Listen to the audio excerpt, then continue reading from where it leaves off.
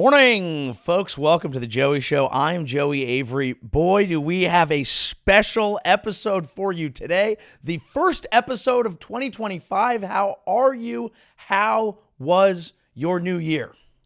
I have good news for you. Good, positive, beautiful news for you. And yes, we will get into all the crazy news. Jimmy Carter passing away. People that age don't just die. Is it a conspiracy? We'll touch on it. Everything going on with Elon Musk, potential burner account, the whole fight with him. We will do all of that. But I want to check in with you. It's 2025. Why can't this be our year? Why can't this year be our year? Us, you, me, the 12. The few, the proud, the listeners of this podcast, this humble, small local business of a podcast. Why can't this be our year? I think it can. I think it can. We are starting a community of people who don't believe in crypto, but will set up a coin for ourselves. A smart, dedicated community of beautiful, beautiful people. And this is going to be our year. And I'll tell you why it's going to be our year, because we are going to set goals. We're going to do it right here on this show. Okay. I want you to think about, let's maybe take a little deep breath here. Maybe I'll pipe in some sound, some sort of pan flute, something to set the tone. Kind of some sort of like Tony Robbins level priming experience. Maybe we close our eyes right now. Maybe we close our eyes. We envision what we want to be in 2025. What is it you want? Is it that new car? You want a boat, you selfish little cunt? What do you want? What do you want in 2025? Is it a promotion? Is it true love? Is it those elusive abs and those side abs? God forbid those cum gutters. What is it that you want in 2025? Breathe it in. Breathe it out.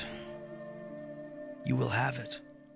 You will have it for one very specific reason, aside from, of course, listening to this podcast. You will have it for actually three. So one, we got to breathe back in and enter back into our space.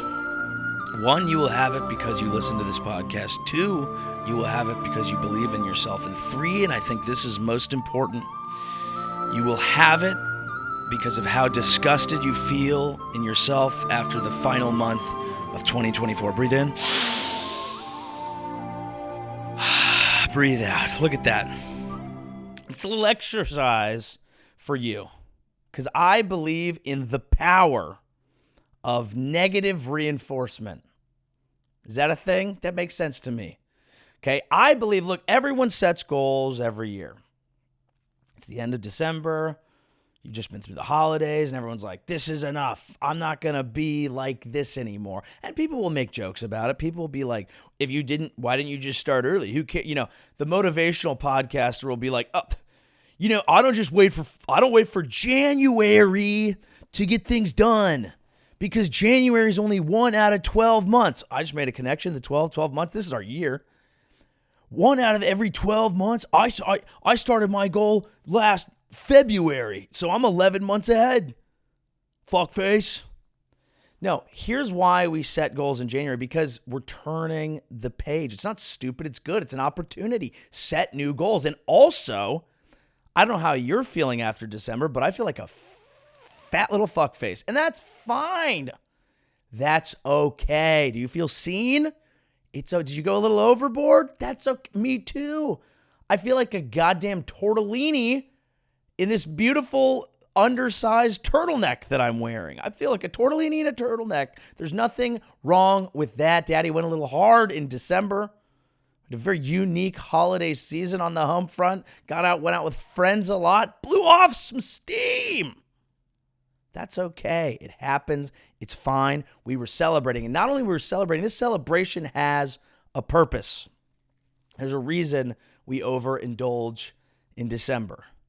Okay, and one of it's because we're at parties. And for some reason, parties are just like young calorie factories. And that's fine. It's what when we get together, we destroy the hard work we've done on our own. That's how life is supposed to work. It's beautiful. That's how you come together. All right?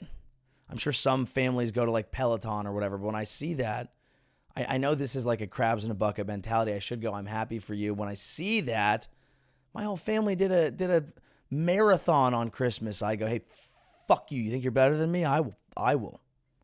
I have a real hometown, old school guy mentality. I say, hey, no, we're going down together. But I'll tell you there's a purpose. There's a reason why I'm saying all this. The negative feelings that you feel at the end of December, if you feel them, maybe you don't. That's a springboard. That's how you launch. That's how you make change. Boom. I'm going to actually read a book in 2025 is what some people say. I've read at least 1.5 last year. I was going to read 12. I think I got to 4. I probably just even lied about that to you. It's probably 3. That's not the point. The point is, as bad as you feel right now, that's fuel. That's NOS. That is Fast and the Furious 2. Psh, hit the pink button. We're racing for pink slips. Boom. Now you got a little extra heat on it. Just don't go full Paul Walker. Rest in peace to a goat. So take those negative feelings and transform them into fuel to do positive things. That's beautiful. That's what you can do. Now, I also believe in having fun with it. You know, like, yeah, everyone's setting the same resolutions. Oh, I'm going to, be made of 90% quinoa by the end of the year. And I'm going to read a million books and start a business or, go for runs or walks or whatever you're capable of more. Yeah. Add those, keep them fine, but don't be boring. And also don't be naive. Okay. I was making fun of the, mentality guy podcast thing, but like we could do a little mentality of our own over here. I look at some of the people who are very successful in this country, and they didn't get successful by waking up and swinging a kettlebell. Sure, maybe they added that. That's fun. That's fine. Good for them. Happy for you. We stand a fit king in this house. Okay? Good for you. Good for you. We're all happy. We're happy for you. We work hard. I work hard. Yeah, I do. I just don't post about it. Okay? I don't talk about it much. I'm just admitting, yeah, daddy hits the gym sometimes. It's okay. But that's not necessarily going to get you where you need to go. Because if you really want to make real scratch in this economy, you got to start behaving like a billionaire. So I want you to add some of those to your list. I'm thinking, why, when I look back at my life and why, hey, I'm doing fine, but why am I not richer than I am? I think I have not exploited nearly enough cheap labor. I haven't. That's a regret. There are so many people out there that are just simply wandering around begging for it. Okay. And I don't necessarily have the contacts to get over into the other countries and exploit that cheap labor, but that's something I can figure out in I'm manifesting that. These are the sorts of things you can do when you start setting billionaire goals. I want to get my hands on some rare mineral deposits stationed in war-torn countries. Again, that's not been something I didn't go to a private high school. I don't have those connections, but someone does. And if you start thinking bigger, right, you can already feel the wheels kind of start turning. Like, that's really how you make money out here. I'm not going to sit here and tell you to fucking write a book or start a podcast. I'm doing a podcast right now. I'm losing money. All right. It's a horrible idea. It's a bad business plan. Okay. Which is why, of course, we will launch our own crypto coin. At some point, we will get into the fake money game, and we will not rug pull until we're all in. And then we find some outsiders, rug those motherfuckers, okay, make them poor. Maybe we've just created a new cheap labor force to make our goods for less. These are just kind of fun goals that you can have. But again, set the normal ones, yes, but I kind of do want to have fun ones. I also think taking a left turn is fun. If your friends are going to be like, go around the circle, make your, what are your resolutions for this year? Maybe you already did that by the time this comes out. Happy 2025. How are you feeling? How's your hangover? Are you good? Are you okay? If you feel bad, you will use that for good. It's okay. We transmute that. It's a transitive property. I'm not a mathematician. The point is this. This is our year, okay? And in our year, we're going to have some fun. So when people say, hey, what were your resolutions? Yes, throw in the real ones. Give them one curveball. Say, I think I'm going to spend more time on social media. People be like, what? And just be like, I want to stay up on trends. I've been wasting my time reading the newspaper and I could have been on TikTok, okay, gooning with the homies. Like, there's all sorts of things you can do to just be a little different than everyone else. Don't be the same. We are unique people. I'm wearing a roller skates bolo tie. Aren't we fun? We're fun here. That's the point of this show. So this is going to be your best year yet, your most fun year yet, and it's time for you to really start participating in the stage of our capitalist system that we're in. Of course, we stand a capitalist king, okay? We believe in that. But you need to fucking roll up your sleeves sometimes and get a little dirty if you want to play the game. We are not in the People's Republic of North Korea, in which case we would have to be playing a very different game. I'm just saying, we want to get to the top. We got to roll the sleeves up a little bit. Is that what life's all about? No, probably not. Life's probably about finding some job that either fulfills you in terms of the work that you're actually doing, or if you are not capable of doing that, maybe it just fulfills you financially and allows you to provide and spend enough time with your family and the people that you have for this very short amount of time on planet Earth and have fun together and have moments that matter. And eventually we're all going to pass on, and nothing that we've done is really going to matter. Even most of us, like a week, let alone generations, people aren't going to care. But most people get about a week, people they go to the service and then they go, all right, let's keep it moving. Aside from the people who really love you, which is who you should care about in the first place. So that's probably what life is all about, is moments with the people who matter. And the rest of it's probably a charade that on our deathbed we'll look back on and say, well, some of that was wasted energy. But on the off chance it's not, you got to roll the sleeves up and play the game a little bit. You know what I mean? Got to play the game a little bit. Yeah, it might feel better to treat people well, but that's not going to get you to the top, baby.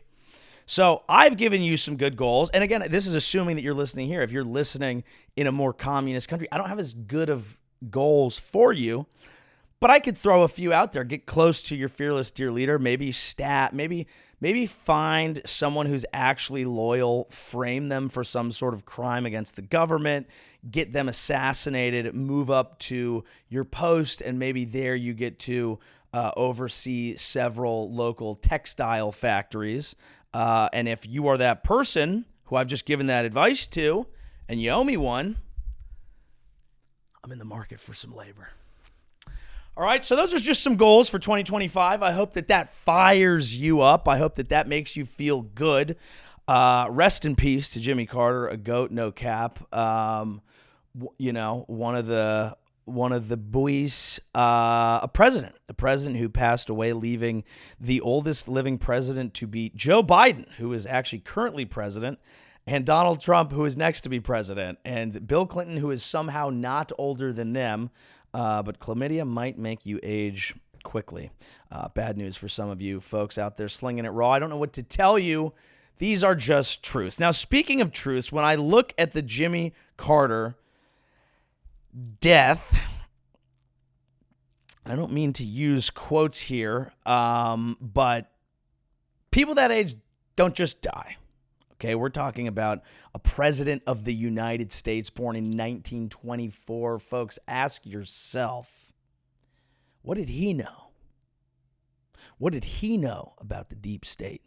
Mr. 1924 ass. Okay, song of the year when he was born, Rhapsody in Blue. You want to know the lyrics to that? There are none. That's how old he is. Okay? They didn't even have words over music back then. It was a different time. It was a simpler time. People say in America now, they're like, oh, our brains are so fractured because everyone's watching videos. Take the words out of music. We need to calm the fuck down. Who killed Jimmy Carter? These are questions. Think about, follow the money. Follow the money. Oh, a little peanut farmer just died. Where you been at, Mr. Peanut? Oh, a guy who's known about government secrets for that many decades just up and passes away. The moment after all this UFO photos and videos come out, guys, use your fucking heads. Put your tinfoil hat on. You got to follow the money. You got to follow the logic. He is too powerful to just drop dead like that at that age. At that age. How old was Jimmy Carter? Let's get our facts together. Let's get our facts together. Actually, I should know that because I said he was born in 1924. Guys, I'm not a math guy. Sorry, Vivek, okay? I'm not a math guy, but I'm realizing that is roughly 100 years, given that it is 2025 at date of posting, but 2024 while I'm filming this. Do I film in advance because I know Daddy's going to be hungover on the first? Guys, we think different out here. You're welcome for the free game. You're welcome for the free game. We are going to find Jimmy Carter's killer, and we will bring them to justice here. That is a Joey Show promise. You don't just come after one of the presidents and get away with it. Not here. Not at this. Now, I mentioned an apology to Vivek Ramaswamy for not being a math guy. There are some interesting things happening in the MAGA world, as it were. You may have caught wind of this story by now. Maybe not. Maybe you disconnected from the news over this time. That is very good. That is very healthy. That is what you should do. Okay, brief overview that will suit both sides. Essentially, Elon Musk, who bankrolled a bunch of Trump's campaigns, and Vivek Ramaswamy, who together are running his Department of Government Efficiency Agency, have come out in favor of an H1B visa. Sounds boring, sounds like paperwork, I know. But basically, this visa is what allows foreign workers to come into the U.S. A lot of tech companies use this. A lot of companies that Elon Musk runs use this. He himself says he came over on one, I believe. Okay, so a lot of tech companies use this. And that's great because it allows them to import some skilled workers. And when I say it's great for a certain set, it allows them to import skilled workers, okay, from other countries who might be churning out more engineers than the United States is. That's your good argument. And hey, we love talented people who want to come to the U.S. That's lovely. That's fine. The argument against it is people say, okay, that actually allows you to pay them less, so it damages the American worker because you can bring someone in for less, and it disincentivizes companies from, doing more work to train up workers who are here. This would be a civil way to have the argument. What ended up happening is Vivek said some interesting stuff. We're going to read his tweet here. I have a lot of thoughts about it. And then it kind of became this tech workers just want to bring people in to exploit them for cheap labor. You guys are globalist asshats.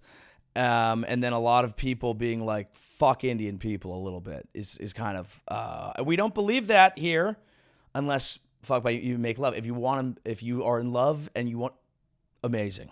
But here's one of the things that really kicked it off here. And it's been, I'm not a huge X guy. I only got one. That's not the point. I'm not a huge X user, but sometimes interesting things happen over there, and we need to cover it here. Now, Vivek has quite a tweet here. This is long. This might count as one of your books of the year if we get through it all. But let's just discuss this. The reason top tech companies often hire foreign-born and first-generation engineers over quote-unquote native Americans, quotes doing heavy lifting on that one, isn't because of an innate American IQ deficit. A key part of it comes down to the C word. Hold on. Cunts. Culture. Tough questions demand tough answers, and if we're really serious about fixing it, we have to confront the truth. Our American culture has venerated mediocrity over excellence for way too long, at least since the 90s and likely longer. That doesn't start in college. It starts young. A culture that celebrates the prom queen over the math Olympiad champ or the jock over the valedictorian will not produce the best engineers. Pause. Got some issues to work out there, bruh? You got some issues to work out there, bruh? Hey, what happened to the voice of the people? Prom queen is a voted on position. I'm sorry. Is Donald Trump not the candidate that got you here? Isn't he more of a prom queen than a valedictorian? These are just questions, folks. Second of all, what you got against the prom queen, dog? She didn't give you a little sloppy to toppity under the bleachers? Dog. It's okay. You weren't cool in high school. You're doing well. You're doing fine.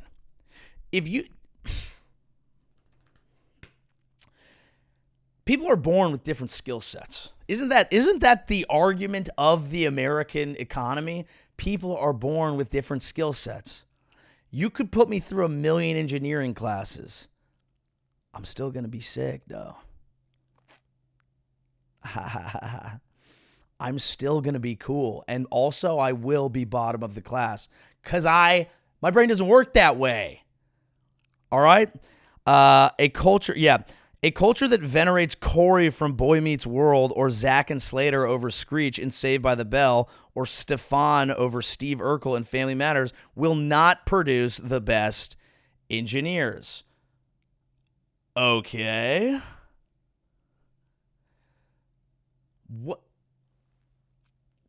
What are shows in India? I'm honestly asking. I am genuinely asking. Is there a I'm not going to do it. Is there a Boy Meets World in India where the engineer is getting his dick sucked under the bleachers? That's a question. It's a fair question. Does that show exist?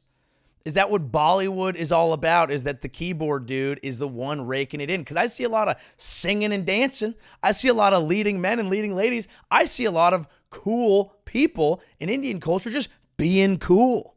Just being cool. And still producing engineers. Fact, I know multiple sets of immigrant parents in the 90s who actively limited how much their kids could watch those TV shows precisely because they promoted mediocrity and their kids went on to become wildly successful STEM graduates. More movies like Whiplash, fewer reruns of Friends, more math tutoring, fewer sleepovers, more weekend science competitions, fewer Saturday morning cartoons, more books, less TV, more creating, less chillin', more extracurriculars, less hanging out at the mall. That is racist to Mexicans. Now, Vivek, what is going on here, dude? Look, these are fine things to, I think, like, as a familial culture, like, that's a fine thing to promote. I do think within your family, like, parents telling the kids education is important is awesome. But are you trying to tell people that being cool isn't sick? Because that's not going to fly, dog. You're trying to tell me sleepovers didn't bang? Honestly. You're telling me that sleepovers didn't bang. I went to UC San Diego, dog. That's a good school. That's a good school. Look me up. I did sleepovers all the time. All the time. I loved sleepovers. Sleepovers was my favorite thing. Stay up so late. Stay up. We're going to stay up till 4 a.m. We're going to build a fort with our friends. Less TV? Less TV, dog. It's 3 a.m. I'm at a sleepover. I'm not watching Friends. I'm watching Howard Stern hoping a girl takes her top off even though the boobies are going to be blurred. I am watching TV, waiting for that Girls Gone Wild commercial. I don't even know what to do with my pee-pee, but I know it makes me feel nice. I know it's exciting, okay? And I realize that there's some problems with that franchise, but this is just the era that I grew up in. Sleepovers were awesome. It's good to learn how to socialize with other kids, to learn how to watch softcore porn on late night TV on Comedy Central with your friends. That's how you learn about love and how to treat a lady. You go up to her and you say, here's some beads. Let me see them titties, girl. Let me see them milkies. These are just how we were raised. Does that make me a bad engineer? Do you think I would have been a good engineer, Vivek? Do I strike you as a good engineer? I don't even have dandruff and I like to take showers. Do I strike you as a good engineer? I'm not. I'm a salesperson. Okay? I understand how Silicon Valley works. It takes all sorts of people, and we manufacture great salespeople because that's all a former athlete knows how to do. And those salespeople, they get in there and they sell that product that those engineers we imported made. And they go over to their desk and they go, dude, what the fuck does this mean? I don't even fucking understand it, dude. Explain it to me like I'm 5. And then they explain it to them and they don't understand it sometimes. But it doesn't matter because they get on the phone and they go, Marty, hey, how's it hanging, brother? Did you get out on the golf course this week? Let me guess, 102? Any excuse to get away from the kids. Anyway, we got a hot new prod coming out. The dudes in engineering are fired up about this one. It is a true game changer, cloud-based SaaS platform, the likes of which is going to transform back-end B2B as we know it. You need that too, fuckface. And you know what creates that? Sleepovers. Now, I don't appreciate what also happened online, which was a bunch of anti-Indian sentiment. But it's fascinating that this entire fight is all occurring within the kind of MAGA right-wing movement. Now, Trump weighs in hilariously as always, and he goes, I love the visas. We love the visas. On my properties, I have several workers who came on the H1B visa. And I think he might be thinking of the 90-day fiance K1 visa, because H1B is for skilled workers, not women from Colombia who married your rich friend. I think there's a different visa for less skilled workers. And hey, these are just the words that people use for these sorts of things. I don't even believe in skill. Okay? To me, every visa is the same to me. Look, I can't go too deep here on visas, but he's coming at jocks, and I don't appreciate that, dude. I don't appreciate that. Being cool is a fucking skill, all right? It's not easy, it's not for everyone, and it's not for you, bruh. You know what his problem is? He should have given this screed to a fucking sales rep who could have laundered it and told him how to talk to most of the American public. It's a skill. You wouldn't understand it. It's why you didn't win the presidency, you Urkel nerd. Respectfully. Now, okay. Most normal American parents look skeptically at those kinds of kids, those kinds of parents. More normal American kids view those kinds of kids with scorn. If you grew up aspiring to normalcy, normalcy is what you will achieve. I want to be clear. I went to a college that was, high school and college. There were like 70 to 80% Asian and Indian. I was just trying to keep up. Did I graduate my college from honors? With honors, yes. Did I give the speech at that? Oh, yes. Did I idolize Screech? No. By the way, what's Screech up to? What's Screech up to these days? Screech today. Screech today. He passed away from meth use. Are these your heroes? No, seriously. Are these your heroes, Vivek? Is that what the people are supposed to do? You want them all dying of meth? Is that what you like? You make me sick. You make me sick. You were supposed to drink in high school. Keep you away from meth later. Realize how to party. Get some reps in. It's the minor leagues. Get some reps in. Figure it out. Now, I'm not endorsing that. If you're in high school, go to school, listen to him, sleep more. What is he saying? Read. Look, hey, great, read. Do it. Now, close your eyes and visualize which families you knew in the 90s or even now who raised their kids according to one model versus the other. Be brutally honest. Normalcy doesn't cut in a hyper-competitive global market for technical talent, and if we pretend it does, we'll have our asses handed to us by China. This can be our Sputnik moment. We've awakened from a slumber before, and we can do it again. Trump's election, hopefully, marks the beginning of a new golden era in America, but only if our culture fully wakes up. A culture that once again prioritizes achievement over normalcy, excellence over mediocrity, nerdiness over conformity, hard work over laziness. That's the model we have cut out for us. Rather than wallowing in victimhood and just wishing or legislating alternative hiring practice into existence, I'm confident we can do it. Look, I agree. People should work hard. I agree STEM is important. It's not for everyone. Some of us get too much fucking pussy, dog. No, look, people's brains are different. I think that if you happen to be good at math, you will like doing it, even though it's hard. You will realize it's what you're good at. You will flow in the direction of what's good. Motivation is what matters, but people will flow in their own directions.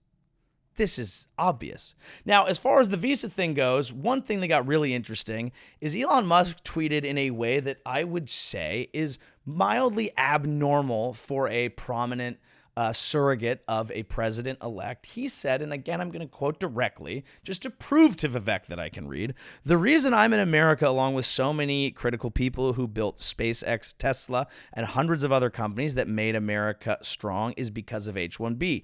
Take a big step and fuck yourself in the face." Okay. I will go to war on this issue, the likes of which you cannot possibly comprehend. Can you fuck yourself in the face? These are questions. There was a video that I watched at sleepovers with my friends when I was in high school, proving that we learned there, called, I believe, The Willpower. And the song from South Park was playing in the background saying, "Now you're a man, man," as he was viciously giving himself like complete tip to base oral sex. So just as long as we are doing community notes on tweets, I want to say it is possible, according to that video, which again I watched at a sleepover with my cool friends, Vivek, possible to learn that you can fuck yourself in the face. So, again, that is fair. Not usual for people to say that. Again, understanding both sides and doing it without vitriol, he is right. If you work at these companies, you look around at your colleagues and people who help build amazing things and people who do incredible work, a lot of them are taking advantage of visas that allow them to come work and build strong American companies. True. Who benefits from that? Largely the people who own tech companies and shareholders. It is still good for these companies to be American, not Chinese, for national security purposes on our end. It's also good for the economy. But there's a lot of people in America who don't feel like that economy is helping them out, and they're being like, you want to take jobs, give them to them, whatever. This is not the promise of MAGA, to which I say there is simply no promise of MAGA. You should have seen it all along. But that's fine. That's where they are at. Steve Bannon said, "Someone please notify Child Protective Services, need to do a wellness check on this toddler." So things are heating up. And that brings me to the most interesting part to me of this entire thing. During this, okay, people are fighting. This is an entire world I am not in. So following along, even from the outside, this was fascinating. Laura Loomer was coming at Elon Musk. He gets mad, like demonetized her, some people would say used his free speech platform just to serve himself. Who could have seen that coming? I said it on this program. Power is power, and that's what everyone here is going for. That's simply what all of it is. Now, an interesting move here, an interesting chess piece that I was not expecting is there's a man who's been online, a fervent defender of Elon Musk, a man named Adrian Dittman, a man who tweets with passion, okay, a man who agrees with everything Elon says, who goes to war for the people, the silly nincompoop non-believers in what Daddy Elon is saying, who helps explain to these idiots who just don't get it. A guy who not only tweets, okay, apparently a South African billionaire who is absolutely not Elon Musk. He's Adrian Dittman.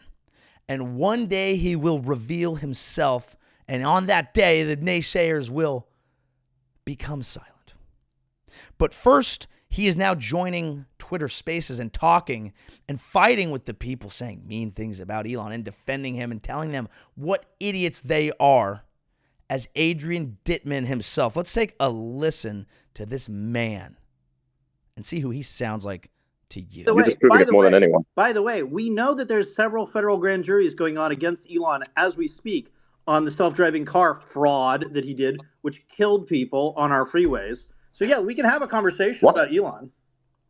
So 100%, man. I think I understand what your position is. You just hate Elon, and you're just looking for an outlet to push that into. I can't wait for him to get to jail. I don't. He's not a criminal. You're a fucking idiot.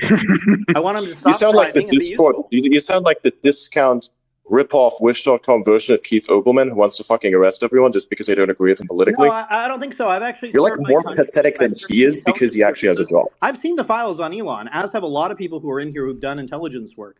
We know that he's very close to the intelligence work. You're sounding very smooth-brained for that kind of level of work. Just saying, man. We know it. It's not a secret. And by the way, increasingly we're doing analysis on people using voice modulation technology on X. So we know who... You know how retarded you're going to sound when, like, one day who I am is going to come to the surface and you realize how wrong you are about all this? We already know who you are. Just to be very clear about this. Who am I? By the way, Elon Musk. Who am I? And we know it full well because we've had your... This guy is so fucking stupid. You know, for a second there, you had me, like, worried or something. No, man, I just realized that you're, like, right back in the trenches. You're, like, so deep in the trenches. You make the crypto trenches look... All right, we got Clint Russell in here. So, Clint, do you have anything to add? So, look, I've not done high-level intelligence work, although I'm open to it. It did sound a little like Elon. I'm not going to lie. I don't want to be a conspiracy theorist here, aside from getting to the bottom of who took out Jumpman Jimmy Carter. But that sounded a bit like Elon Musk. Now, this is interesting because going to the amount of work that it takes to create a burner account, to tweet 4 years, to go on Twitter Spaces and say, fuck, retarded, okay, and just fight with people at all times, sounding and being Elon Musk, is a very odd use of time for a man who does all the things that he does. Who is running Tesla, who is running SpaceX, who is running the Department of Government Efficiency. Is this efficient? And what an interesting look for a billionaire who bought and owns Twitter to be a burner guy.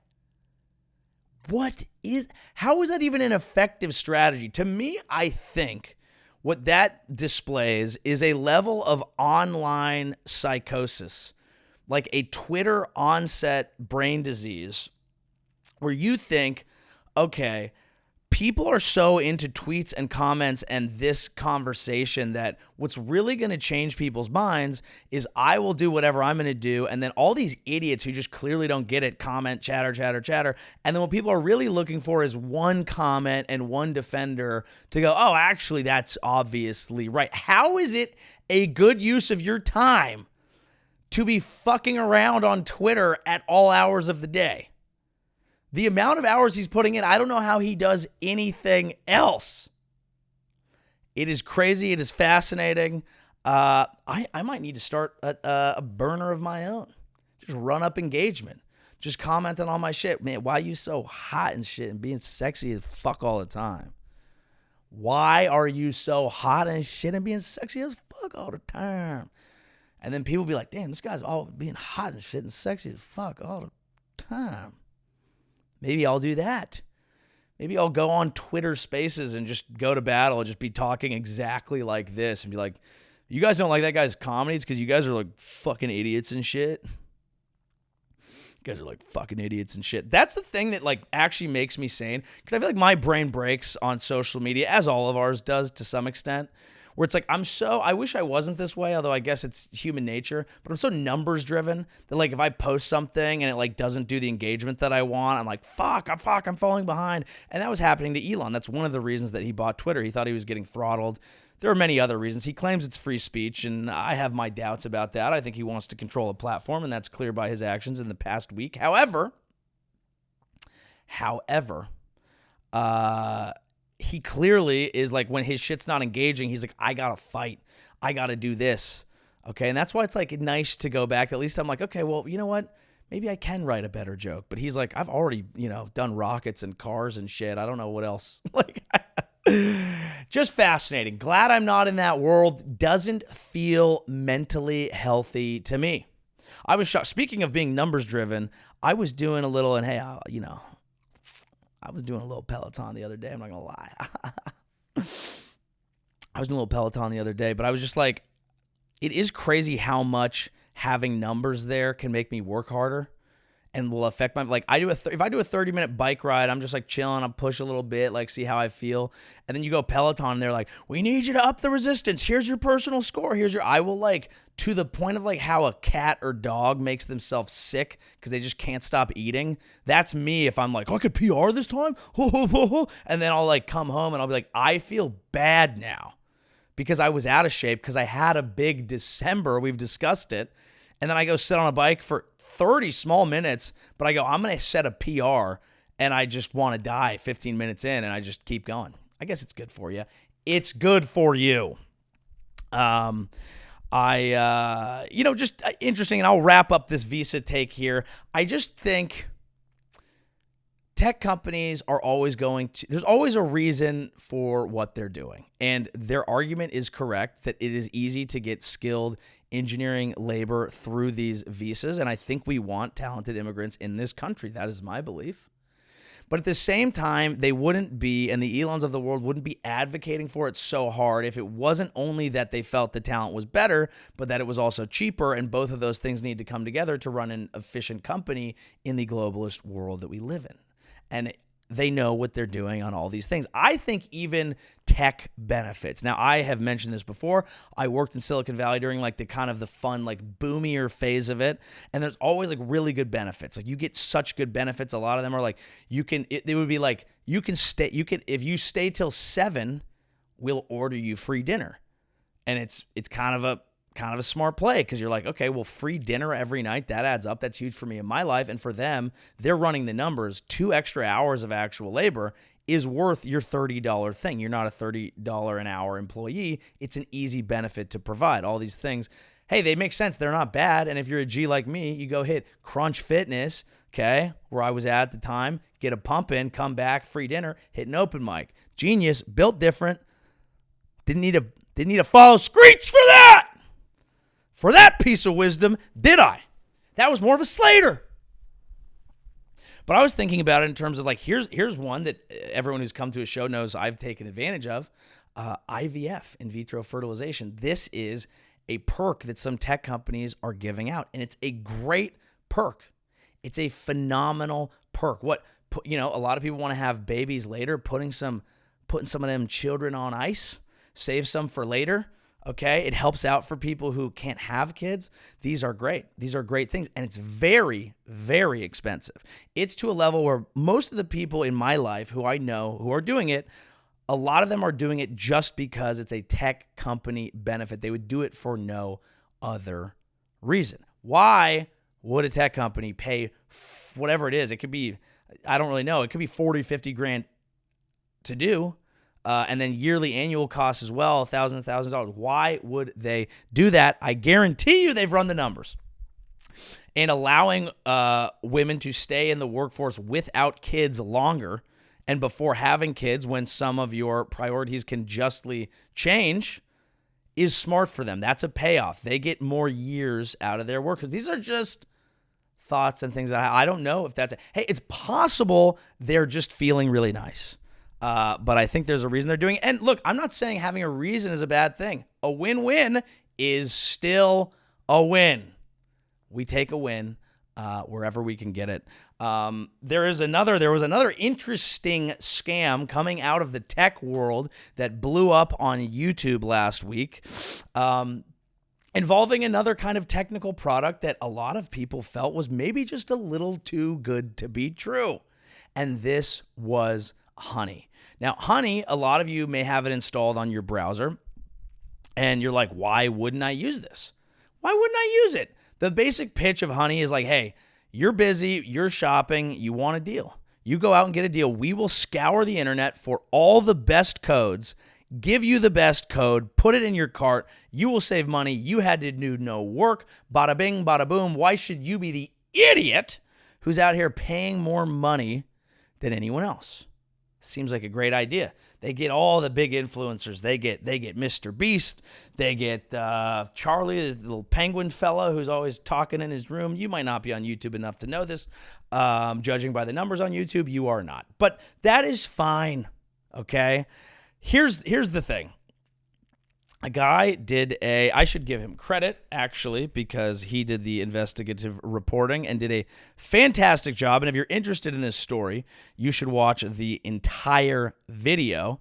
But let's just get it real quick.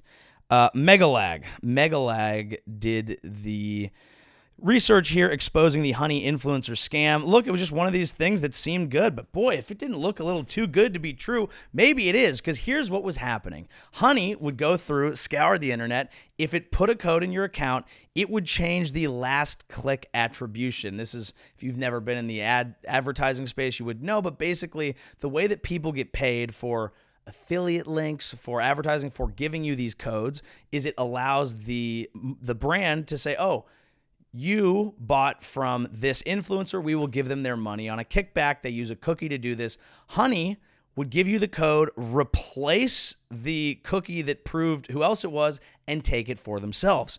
Beyond that, if Honey couldn't find a code, it would still take the last click. So it's basically scouring the internet, stealing the tiny affiliate marketing money from all sorts of influencers online while paying influencers to promote it who had no idea.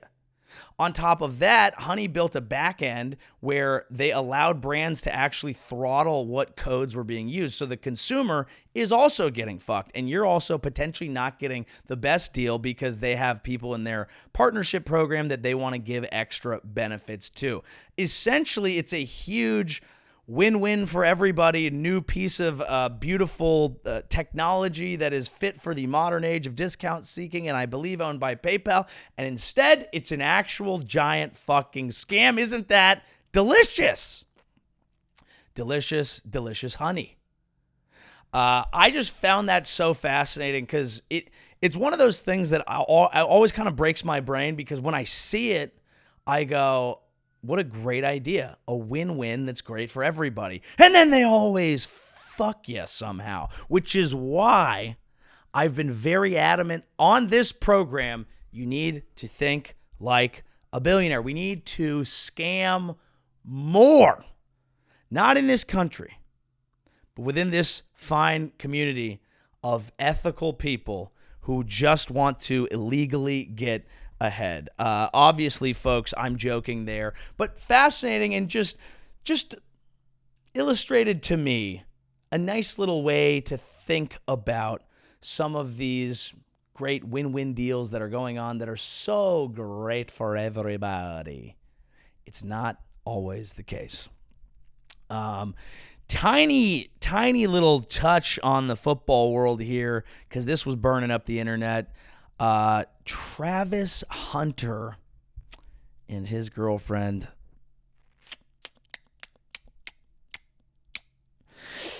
Where do you really go with this one? Look, I don't want to harp on a young man's relationship. He's a young man. Young love can be a fraught and dangerous time. I think a lot of us fall in love at a young age, and we do things that when we get older, we go, well, that probably wasn't healthy. And if you're lucky, you have a relationship that illuminates that for you. And if you're not lucky, you exist in a perpetual state of like basically Romeo and Juliet, where you think the most romantic thing would be fucking killing each other or something. Bit of an extreme thing here. Travis Hunter, if you don't know, won the Heisman Trophy. What ends up happening is a lot of light gets shined on him, and then a lot of people start looking at his life. And it turns out his girl has an interesting social media footprint.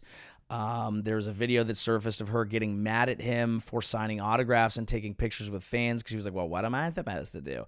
Which isn't that great. That's what's paying the bills there. And he needs to take care of his fans. I think that's an important thing to do.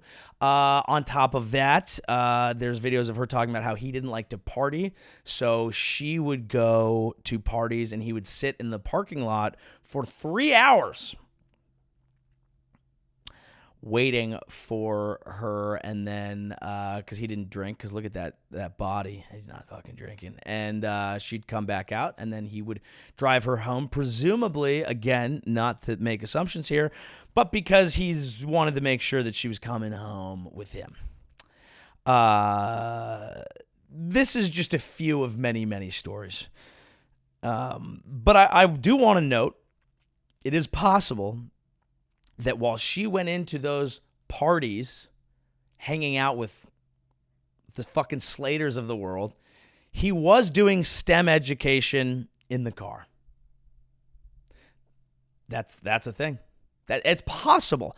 I don't know. He's very smart. He clearly knows some form of geometry, the way that he runs.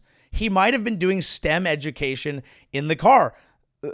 This is the point, Vivek. Everyone has their own skills. She can go in the party, slut it up. He can sit in the car. He was doing math. I'm sure of it. And I'm sure she was too. 1, 2. I'm kidding. I don't mean to do that. Then, of course, people start sleuthing and going crazy, and they find that she's been in, like, rap music videos while they've been together and all that and all sorts of things. And then he comes on, and he's like, bro, you guys are losers. You've never had a girl in your life. Stay the fuck out of my business. You're being weird. Stop talking about, like, a young man's relationship. Shador's, his quarterback, is clapping back at all these athletes online. Des Bryant, who's a former athlete, is like, actually, bro, I'm just looking out for black athletes. I've seen too many guys, fall into these situations with bad women who take money, blah, blah, blah, blah, blah, and they're engaged in all this. And I think that this is where, people will accuse me. I'm making this up. No one accused me of anything. No one listens to this. But if they did, people would accuse me of being a centrist. A centrist doesn't always have it right.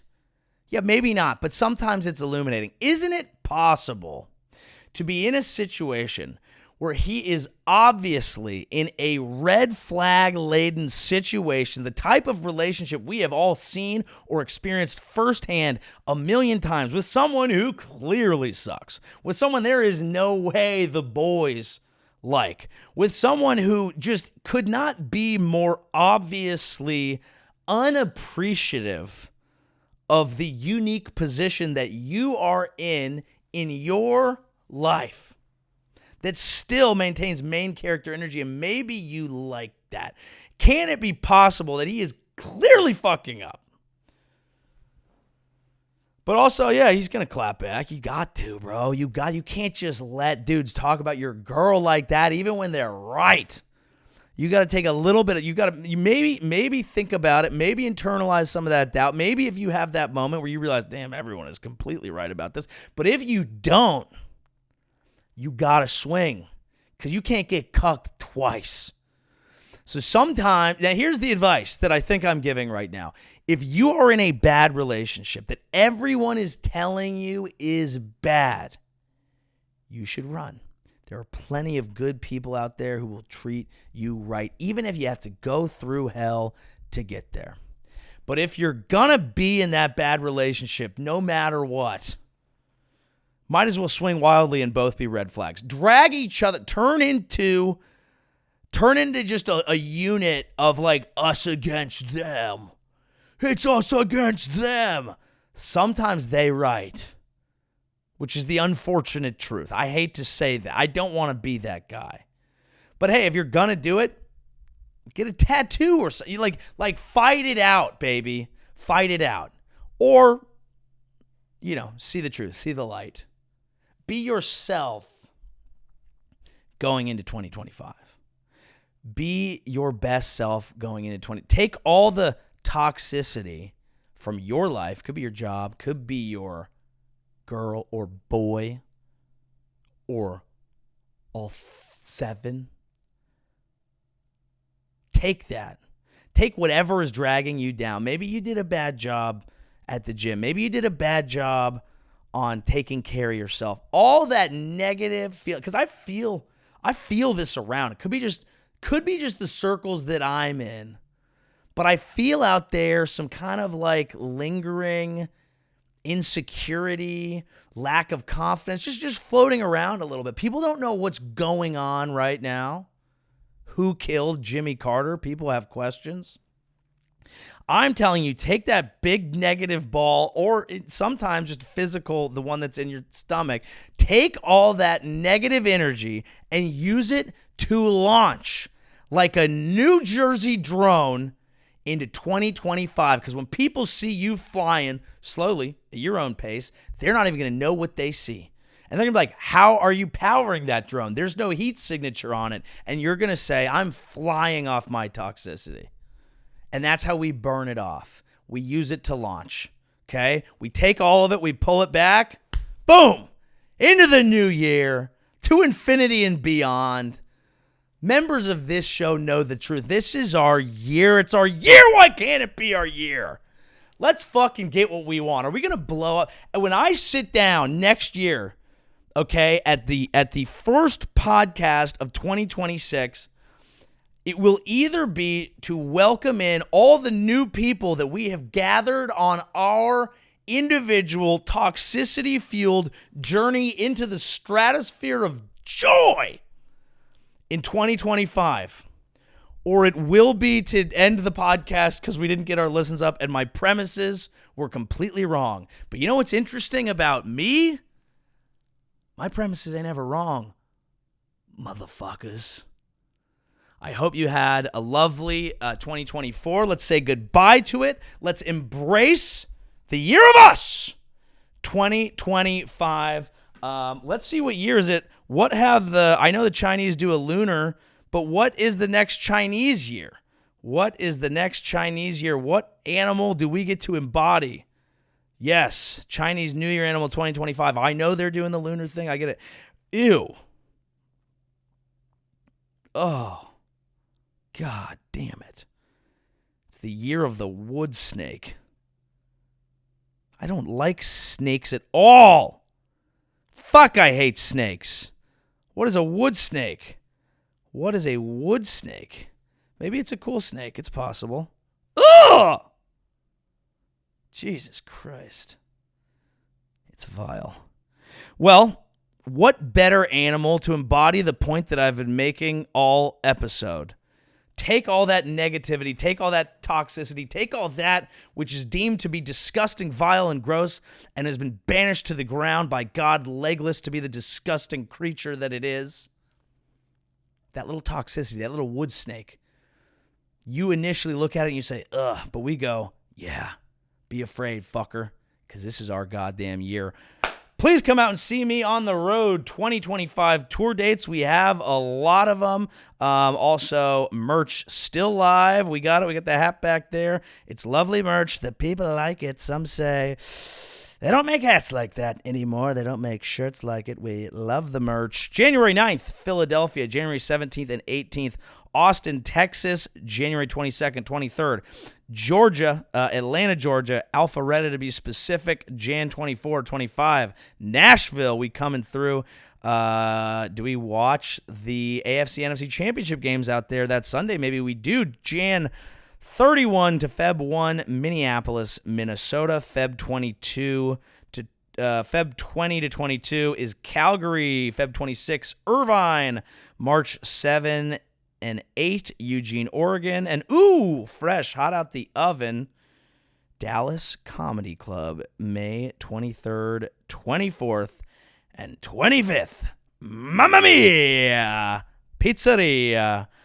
Those will be so fun. If you're here on the YouTube channel, you may have missed some longer form sets. We got crowd work sets. They are fun. You should listen. Other than that, I thank you very much for listening to this show in the year of our Lord, 2025. I love you guys. Good night. Thank God